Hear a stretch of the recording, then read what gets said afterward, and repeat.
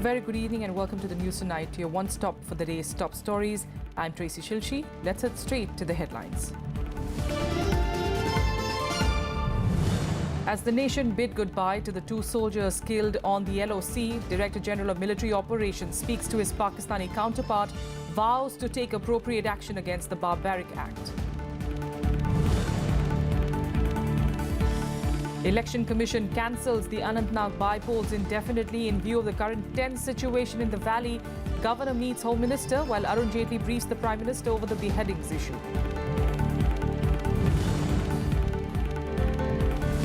India expected to hit 7.1% growth this year before edging up to 7.5% in 2018, says a UN report.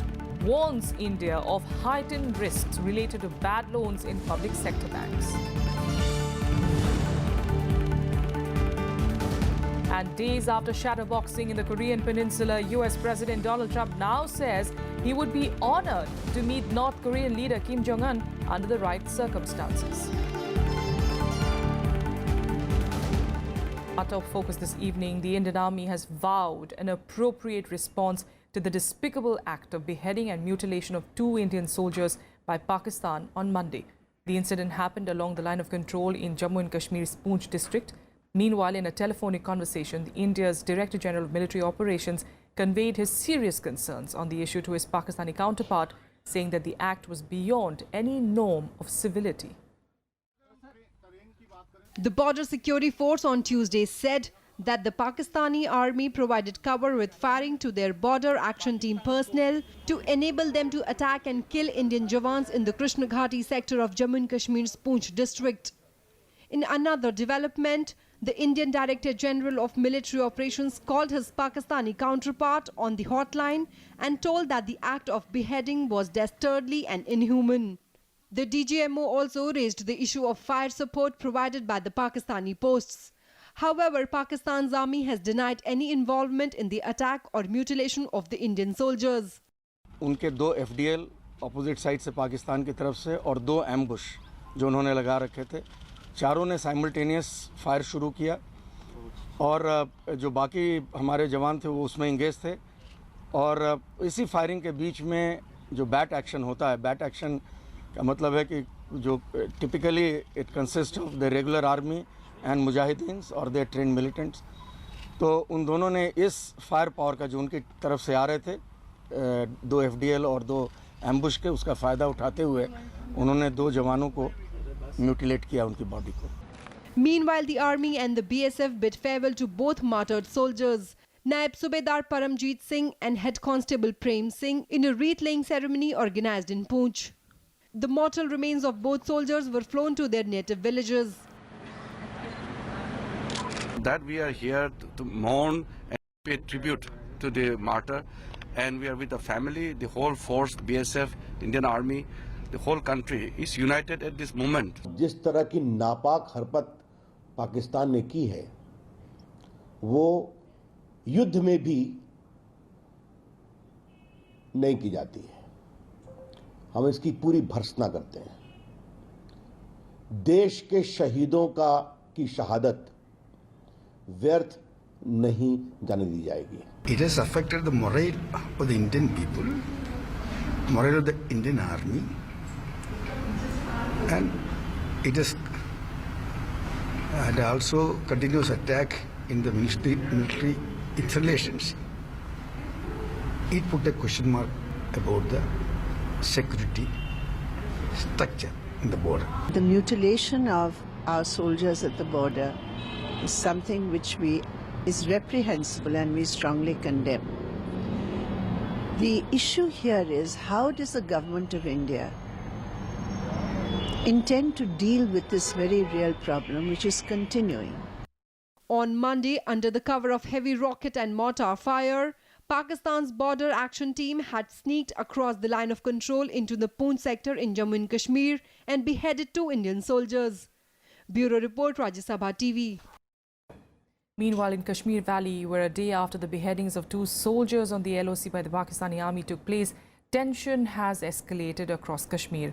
The Election Commission cancelled the by-election to the Anantnag parliamentary constituency indefinitely, while several meetings took place in the national capital to discuss the prevailing law and order situation in Kashmir. Here's a roundup of all those developments. The Election Commission cancelled the Anantnag Lok Sabha by-poll scheduled for the 25th of May, citing poor law and order situation and lack of adequate security forces. This after the state government informed the Election Commission that the situation in South Kashmir and rest of the valley is not conducive to hold the election.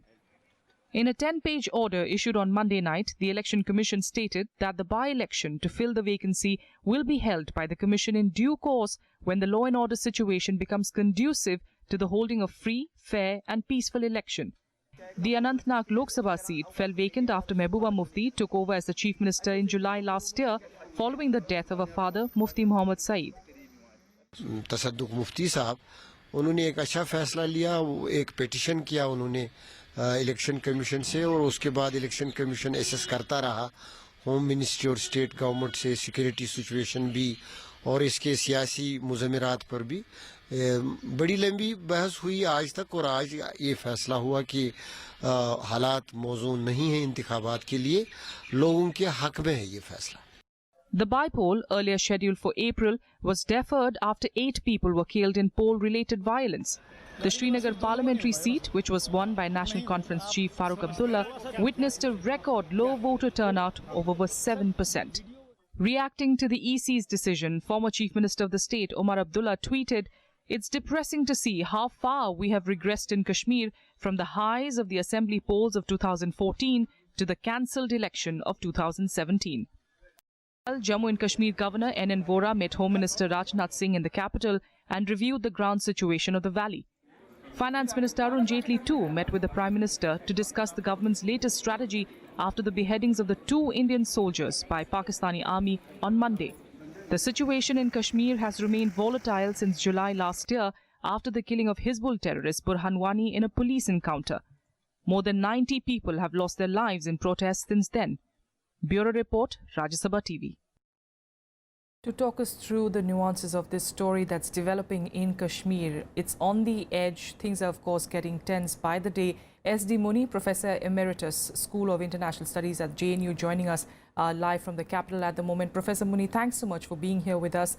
Like we're saying, Kashmir on the edge, and it's a problem that has, of course, been going on for decades. But the current crisis that we see at hand, how do we see that getting solved? See, I think the main problem to my mind is the gulf or the distance between people and the political class in Kashmir as a whole, and on the other hand between Kashmir and India. I don't know if it sounds practical, but what comes to my mind is that the Prime Minister needs to take a very, very bold initiative. What he should do is to call all the valley parties, at the same time all the major national parties, lead a delegation of all the parties together and go and address the Kashmiri people directly if situation can be so created. And this is where I think some of the points which were there in the joint agenda of the PDP and BJP need to be reiterated, that such as 370 would not be disturbed. This is what it is already written. But there are all kind of doubts and suspicions have come up. I know it sounds to be a very difficult and very unworkable proposition, but if the Prime Minister, who has a tremendous skill in establishing rapport with the people, addressing to them, touching on their concerns and sensitivities, if he can display that skill in Srinagar, backed by the national political class, which means not only the parties of Jammu and Kashmir but also the major parties in India, I think there would be a difference. At least a window would be opened where the government is insisting that we will not talk to the Hurriyat or the separatist. Good enough. Talk to the people directly. Address the students there. Address the youngsters there. Yes. Absolutely. There was, of course, a reaching out kind of a thing that took place, of course, last year. Yes, when you had Rajnath Singh as well, and you also had an all-party delegation did go to Kashmir. There was an effort of sort that we did see there, but somehow one after the other incidents take place. A lot of it, of course, now spiraled out of control. by, incidents that are spurred on by Pakistan. Internally, yes, we perhaps need to take the people into confidence, try and make them assure that they are part of India and we are concerned. But as far as diplomacy is concerned, how does India now deal with Pakistan, especially in light of this latest barbaric act that took place on Monday? Now, my submission would be that you have to take this action and initiative in a very bold manner at two levels. One, as I mentioned in the internal context, you referred to the Home Minister going there earlier. I tell you, the impact of Prime Minister would be 10 times different and bold than what the earlier efforts have been. Therefore, I would still underline and stress that Prime Minister must lead a delegation of all the parties and go and address the people directly in one form or the other. On the diplomatic level, whatever bilateral pressures we can put on Pakistan, either in terms of reducing their diplomatic presence here, of course they will retaliate, let them, or squeezing on their trade and economic linkages, whatever is happening. And then I think mobilizing international opinion, probably pick up on Pakistan's so-called friends like Saudi Arabia. Turkey's president is in India. He had mentioned something about Pakistan, he can mediate. Nawaz Sharif is his great friend, so on and so forth. The Chinese are now offering mediation. I think India should go and talk to them bilaterally and say, please, you go and persuade Pakistan not to indulge in this kind of an activity and give some response to the cross-border terrorism. We will start talking and things and the whole situation would ease. I think maybe they don't listen to us, but this is an effort which is worth making One on of the channels that international India front. can perhaps So you take. have three fronts: bilateral, international and internal. Absolutely. We'll leave it there, Professor Muni. Thank you so much for joining us on the news tonight, and giving us a perspective really on how to see this solution that could come about in Kashmir, although at the moment it's all meetings that we are seeing, but nothing really on the ground. We'll keep you updated on the developments, of course, right here on Rajya Sabha TV. Meanwhile, let's head on to more news now. And the government on Tuesday defended its decision to link PAN cards with Aadhaar in Supreme Court. The government said that it was done to curb the use of fake PAN cards across the country. Attorney General Mukul Rohatgi added that an identification system was necessary for an orderly society and to keep pace with technology. The AG maintained that due to Aadhaar, government has saved over 50,000 crore rupees on schemes that benefit the poor. He also said that Aadhaar was an effective tool to check the menace of terror funding and circulation of black money. The apex court was hearing petitions challenging the government's decision to make the 12-digit ID mandatory. Meanwhile, Prime Minister Narendra Modi today held a review meeting with the Revenue Department to take stock of the anti-black money drive in regard to the tax collected post the note ban. Officials discussed the disclosures made in the tax amnesty scheme announced after the scrapping of the old 500 and 1,000 rupee notes in November last year. And according to news agency ANI, the Prime Minister told Finance Ministry officials to speed up action against Benami property holders. He also said that an e-assessment should be implemented soon to minimize human interference, and all assessments should be computerized. The Prime Minister also said that more people should come under the tax net so that the tax base can be increased. The Prime Minister also reportedly discussed the goods and services, which is expected to be rolled out from the 1st of July. While the GST Council has decided on the 4-tier tax structure, the crucial fitment of goods and services in the tax brackets is yet to be decided. And in some good news for the Indian economy, the UN report claims that India is expected to clock 7.1% growth in the year 2017 before edging up to 7.5% in 2018. A report titled The Economic and Social Survey of Asia and the Pacific 2017 also projects inflation between 5.3% to 5.5% in 2017 and 2018, which is above the official target of 4.5 to 5%. Noting the impact of demonetization, the report also said that the demonetization exercise in November last year weighed down on the country's economic conditions in late 2016 and early 2017. However, the report mentions that a key risk in the growth trajectory was heightened financial sector risks related to the concentration of bad loans in public sector banks. Now to Uttar Pradesh, where with a special task force cracking down on errant petrol pumps across the state, their owners went on a strike late on Monday to protest against the action. The strike was called off earlier today after the Lucknow district administration officials assured the petrol pump owners in a meeting that those running their businesses honestly will not be afraid of any action. Several petrol pumps in UP had been caught using electronic chips and remote controls to dispense a lower quantity of petrol and diesel to consumers. A number of petrol pumps, including one owned by UP Petrol Pump Dealers Association President B.N. Shukla, had been sealed after they were caught cheating. A delegation of petrol pump owners later met Deputy Chief Minister Dinesh Sharma to explain their position. The sudden strike caused inconvenience to people who were seen lining outside company-owned outlets which were open. Earlier on the 27th of April, the STF had initiated the crackdown when it raided 7 petrol pumps. As per reports, an electronic chip was being installed at the petrol pumps, helping them get a profit worth lakhs every month.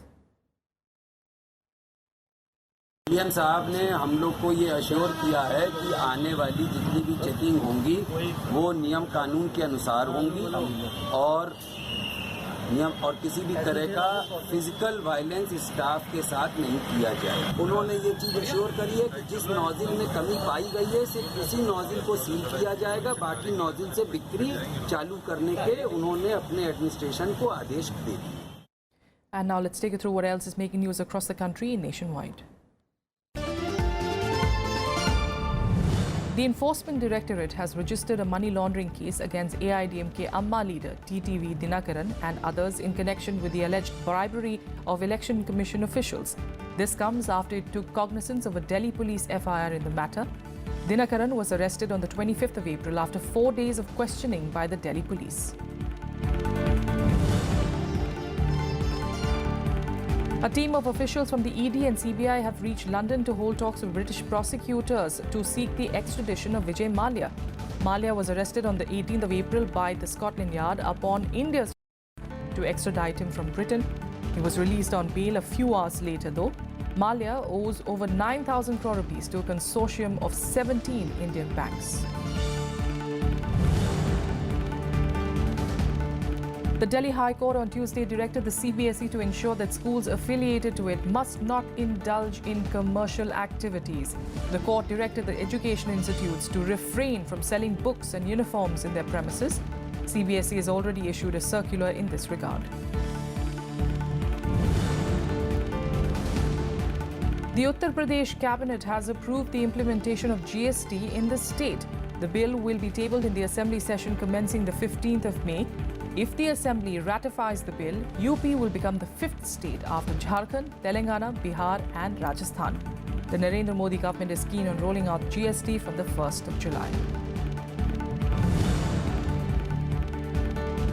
The Supreme Court has granted the University Grants Commission to release funds to Punjab University to clear its salary bills and for smooth conduct of exams.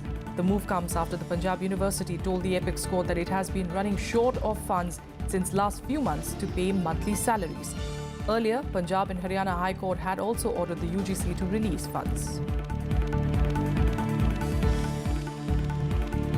A quick break here. We'll be back with the top international stories in a bit. Stay with us.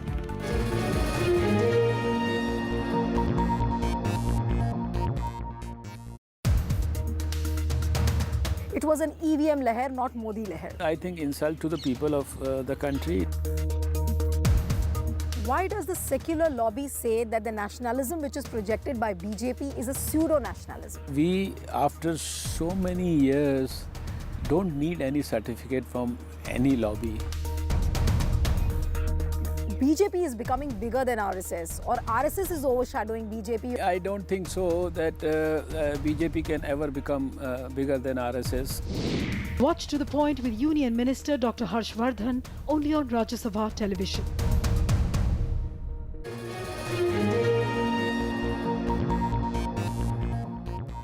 Welcome back. Let's continue getting you more news. And Prime Minister Narendra Modi has, in fact, raised concerns about the possible impact of changes in Australian visa regulations for skilled professionals during a telephonic conversation with his counterpart Malcolm Turnbull on Tuesday. The two leaders decided that officials from both the sides will remain in close touch on the issue. India is closely examining the consequences of Australia's decision to abolish a popular work visa used by over 95,000 foreign workers. Majority of these workers are from India. The visa program, which is known as 457 visa, allows businesses in Australia to employ foreign workers for a period of up to 4 years when there is a shortage of Australian workers of that skill set. Now, with North Korea threatening of a nuclear war, US President Donald Trump has expressed desire to meet the Korean leader Kim Jongun under the right circumstances. The White House was quick to clarify, though, that major changes were required in North Korea's behavior before potential sit-down between both the leaders. Meanwhile, tensions continue to simmer in the Korean peninsula as US bombers conducted flying drills with South Korea and Japan. In the backdrop of rising tensions in the Korean peninsula, US President Donald Trump has said that he was willing to meet the North Korean leader Kim Jongun, but under the right circumstances. The statement assumes significance as North Korea warns of a looming nuclear war. The White House said the US would first need to see changes in North Korean behavior before a potential sit-down. That the State Department determines in consultation with the President that have to be met. As I mentioned, we are so early into this process that I don't see this happening anytime soon. But I think that, as the President said, under the right circumstances, those circumstances aren't present today, and there would have to be significant change for that to even be a possibility. China has welcomed Trump's desire for a meeting with the North Korean leader, saying that restoring interaction and dialogue was an effective way of cooling down the situation. 我们认为美朝作为半岛核问题的直接的当事方，应该尽早的拿出实际行动来展现诚意，为尽早的恢复对话。 North Korea, however, remained reluctant and accused the US of pushing the Korean peninsula to the brink of nuclear war. Tensions further rose on Monday after US bombers flew training drills with the South Korean and Japanese air forces in another apparent show of strength. B-1B 편대를 은밀히 조선동해 상공까지 진입시켜 이미 조선동해에 전개된 핵 항공모함과 핵 잠수함을 비롯한 전략적 타격 수단들과의 협동작전 절차와 방 The US has been carrying out military exercises in the region along with South Korea in response to the North's repeated missile tests. The controversial anti-missile system THAAD, deployed in South Korea, has also become operational. The system's deployment is to defend against North Korean missile threat. Bureau Report, Rajya Sabha TV. And here are more international news updates in Global Buzz. Canada's opposition on Monday called for Indian origin Defence Minister Harjit Sajjan to resign or be sacked for overstating his military record in Afghanistan during a speech in India. Sajjan erroneously claimed last month to have been the architect of Canada's largest military operation since the 1950s, known as Operation Medusa. Leader of opposition Rona Ambrose said that the Minister of Defence has misled Canadians, and this is a big one. Jihadist fighters killed at least 10 soldiers in the western Iraqi province of Anbar on Tuesday in the latest deadly attack on security forces in the area. Officials said that 10 soldiers were killed and 6 wounded in the attack by the Islamic State. At least 26 Iraqi personnel, including members of the border guard, the army and the police, have been killed in the area since the 23rd of April.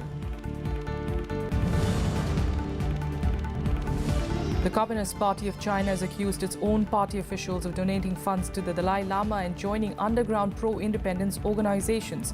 The unnamed officials were accused of donating funds to the Tibetan spiritual leader, joining underground pro-independence organizations, and leaking secrets to overseas groups.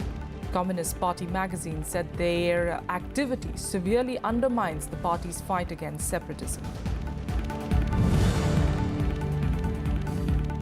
Sri Lanka's Navy intercepted a boat carrying 30 Rohingya refugees who had been living in India. The island nation's Navy and Coast Guard stopped the boat and its human cargo, which included 16 children, off Sri Lanka's northern shores. It said the 30 Rohingyas who had been living in India for 5 years and the 2 suspected traffickers appeared before the magistrate on Monday and were remanded to custody till the 2nd of May.